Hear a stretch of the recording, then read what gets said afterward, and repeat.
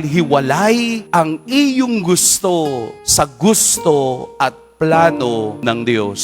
Ang pagsasalita ng Diyos ay hindi nababago. Simula noon, magpahanggang ngayon, ang Diyos ay nagsasalita sa mga taong bukas sa kaniyang himala. Lapit tayo sa ina ni Kristo. Lapit tayo sa ina ng Poong Jesus Nazareno. Dahil ang kaniyang biyaya'y patuloy na umaapaw, umaagos para sa lahat. Napakaganda ng halimbawa ni Maria. Ang kaniyang pagsunod, ako'y alipin ng Panginoon, mangyari sa akin ang iyong sinabi. Sa ating pagdarasal, ganun din natin laging tatapusin at lagi nating babanggitin, Lord, mangyari sa akin ayon sa wika mo. Mag-iingat po kayo ngayong araw. Pagpalain tayo ng Poong May Kapal.